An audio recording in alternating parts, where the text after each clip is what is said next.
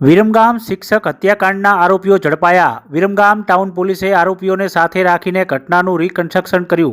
Viramgam town પોલીસે શિક્ષક હત્યાકાંડમાં આરોપીઓને માંડર રોડ પર પેટ્રોલ પંપ પાસે ઘટના સ્થળે આરોપીઓને સાથે રાખીને રિકન્સ્ટ્રક્શન કર્યું હતું। વિરમગામ મૃતક શિક્ષક અને વેવાણનો પ્રેમ સંબંધ મૈત્રી કરારને લઈને હત્યા કરાઈ હતી। વિરમગામ ટાઉન પોલીસે બાતમીના આધારે અમદાવાદ ગ્રામ્ય એલસીબી એસઓજીને સાથે રાખીને ખાનગી કારમાં પસાર થતા ત્રણેય હત્યારા શખ્સોને ઝડપી પાડ્યા હતા। હત્યારાઓ હુમલો કરીને કચ્છ ભાગી ગયા હતા અને ખાનગી કારમાં વિરમગામ પાસે પસાર થતા પોલીસે ઝડપી પાડ્યા હતા।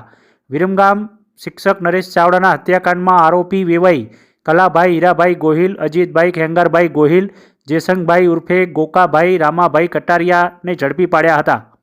વિરમગામ ટાઉન પોલીસની 2 ટીમ એલસીબી અને એસઓજી ટીમને કુલ 4 ટીમો દ્વારા હત્યાકાંડ બાદ આરોપીને ઝડપવા તપાસ હાથ ધરાઈ હતી, જેમાં બાતમીના આધારે એક સફેદ કલરની સ્વિફ્ટ ગાડીને લઈને શંખેશ્વરથી દસાડા થઈ વિરમગામ ભોજવા બીચ પરથી પસાર થવાની છે અને અમદાવાદ જનાર છે તેને બાતમીના આધારે ત્રણેય આરોપીઓને ઝડપી પાડ્યા હતા।